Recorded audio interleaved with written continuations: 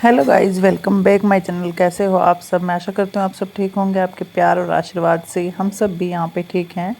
तो अभी टाइम हो रहा है, सुबह के 4:30 हो रहे हैं और आ चुके हूँ किचन में अपना काम निपटाने के लिए। और आप ये सोच रहे होंगे कि मैंने मुंह क्यों लपेट लपेट रखा है, मतलब चुन्नी से कवर कर रखा है।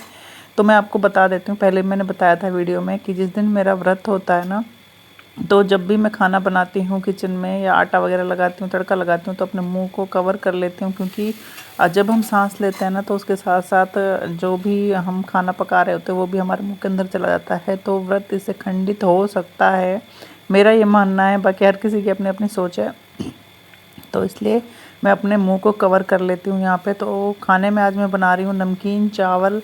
और नाश्ते में मैंने कुछ नहीं बनाया है, मतलब रस या ब्रेड खा लेंगे बच्चे, जो भी खाना होगा नाश्ते में वो खा लेंगे।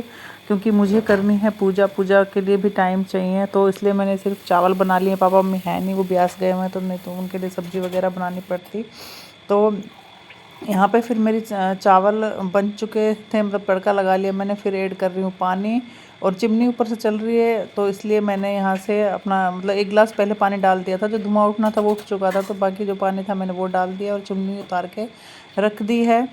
तो यहाँ पे किचन का काम बस मेरा आज इतना ही था, क्योंकि सब्ज़ी मुझे बतानी नहीं थी, आटा मुझे लगाना ही नहीं था, सिर्फ चावल बनाने थे। जिस दिन चावल बनाने थे उस दिन सच में मज़ा ही आ जाता है। मतलब इतनी जल्दी काम निपटता है ना कि पता ही नहीं चलता कितनी जल्दी काम सारा हो जाता है। तो सबसे पहले आपको सावन के दूसरे सोमवार की हार्दिक शुभकामनाएं। भगवान शिव आपकी सारी मनोकामनाएं पूरी करें। और अभी फिर किचन का काम निपटाने के बाद मैं आ गई यहाँ पे झाड़ू लगाने के लिए, क्योंकि सामान तो आपको पता ही है, मैं रात को सारा सेट करके रख लेती हूँ। ये जो बॉक्स के ऊपर पड़े हुए हैं ना टेबल के ऊपर, ये बच्चों के बैग वगैरह हैं, ये अभी उठाएंगे यहाँ से। और सोफे कवर वगैरह सब कुछ मैं, चाहे व्रत हो या ना हो, रात को ही सेट करके रख लेती हूँ। क्योंकि सुबह इतना टाइम ही नहीं होता है कि हम बैठें, मतलब सामान सेट करूँ फिर झाड़ू पोछा करूँ। तो इसलिए अभी टाइम मतलब 5:30 हुए हैं। 5:30 भी नहीं हुए, 5 हुए हैं, मतलब आधे घंटे मेरे किचन का काम हो गया था। तो मैं यहाँ पे झाड़ू लगाने आ गई हूँ। झाड़ू और पोछा लगा के पहले घर की सारी सफाई करके मैंने सोचा पहले ये काम निपटा लूँ, फिर नहा के पूजा करूँगी। और किचन तो मैं बाद में नहा के पूजा करके बाद में भी साफ़ कर सकती हूँ, मतलब अभी बच्चे भी नहीं उठे हैं, बच्चे उठेंगे सब नाश्ता करेंगे तब जाके। तो यहाँ पे फिर झाड़ू पोछा करने के बाद मैं आ चुकी थी नहा के।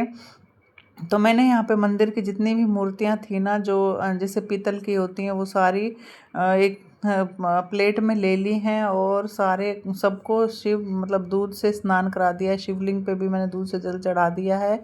तो यहाँ पे फिर शिव दूध से वो कराने के बाद मैंने यहाँ पे साफ़ पानी लिया है, साफ़ जल लिया है, जल कहते हैं जैसे कि, वो सारे साफ़ जल से इनको स्नान करवा के फिर मैं इनको अलग से प्लेट में रखती हुई जा रही हूँ।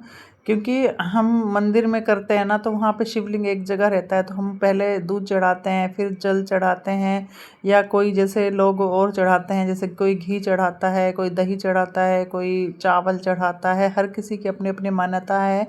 लेकिन मैं इतनी डीपली पूजा नहीं करती हूँ, सच बताऊँ तो मुझे सिंपल सी पूजा करती हूँ।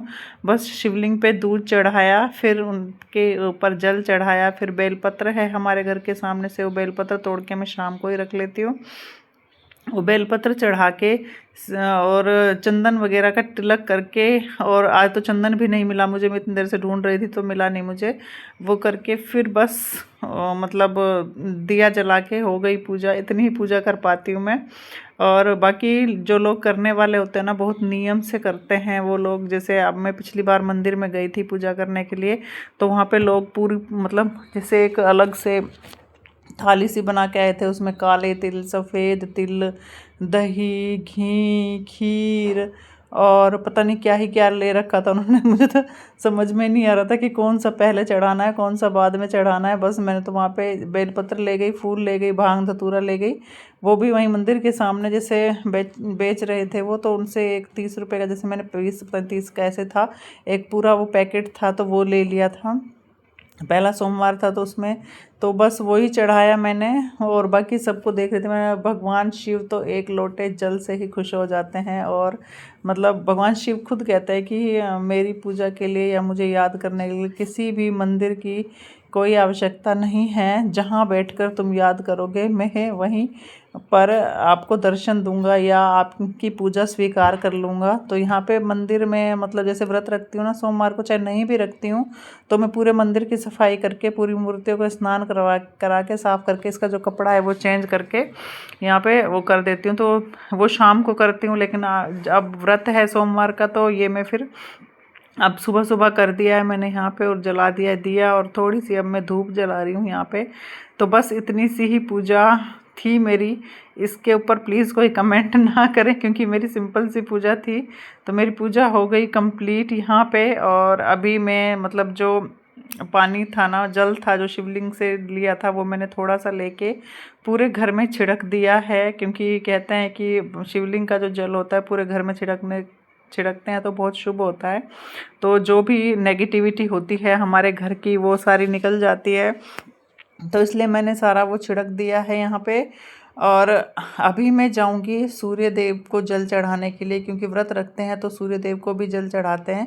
तो सूर्य देव को जल चढ़ा के आने के बाद मैंने लिया यहाँ पे एक गिलास पानी, क्योंकि सुबह सुबह उठ के ना मैं पानी पीती हूँ फिर चाय पीती हूँ। तो यहाँ पे मैंने पानी पहले एक गिलास लिया, पानी पिया।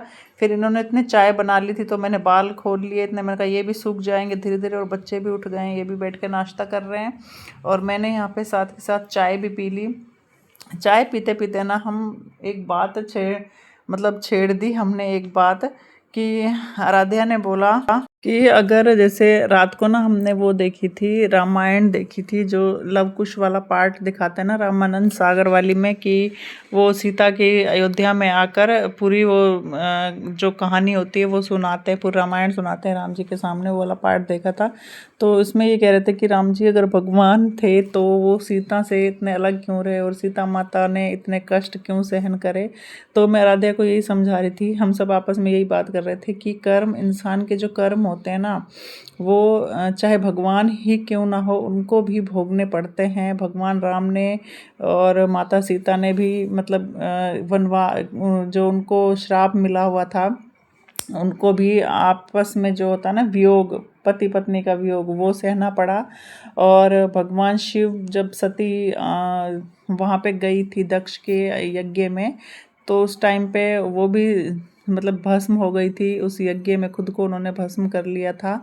तो मतलब कहते हैं जो भीष्म थे वो गंगा के पुत्र थे, वो मतलब गंगा के पुत्र होकर जो गंगा सबके पाप धोती हैं उनके पुत्र होकर उन्होंने 6 महीने तक वो बाणों की सैया पर सोए रहे क्योंकि उन्होंने किसी तितली को तीर से छेद दिया था और वो मतलब चींटियाँ जो थी ना उनको चिपकी रही थी 6 महीने तक। तो उस कर्मों की सज़ा उन्हें भी भोगनी पड़ी। तो चाहे कितने भी गंगा स्नान कर लो, चाहे कुछ भी कर लो, कितनी भी पूजा पाठ तीर्थ जप ध्यान जो भी करना है कर लो, उससे आपके आगे का समय अच्छा हो सकता है, लेकिन जो कर्म हमने पहले से कर रखे हैं ना वो हमें भोगने पड़ेंगे हर स्थिति और हर परिस्थिति में। मैं इनको बच्चों को मतलब यही हम आपस में बात कर रहे थे कि जो भी काम करो ना सोच समझ के करो। तो फिर ये कहने लगे कि हमें कैसे पता चलेगा कौन सा काम अच्छा है कौन सा बुरा है। मैंने कहा बस ये ध्यान में रख के चलो कि जो काम तुम कर रहे हो अगर वो सही है, मतलब अगर तुम किसी और के लिए कर रहे हो या किसी और से रिलेटेड है वो काम, अगर तुम्हारे साथ वैसा कोई करे तो तुम्हें कैसा लगेगा। अगर तुम्हें अच्छा लगेगा तो हाँ वो काम सही है, अगर तुम्हें बुरा लगेगा तो वो काम गलत है तुम्हारे लिए। तो इसलिए ये सोचकर करो कर्म कि कभी किसी का दिल ना दुखाओ।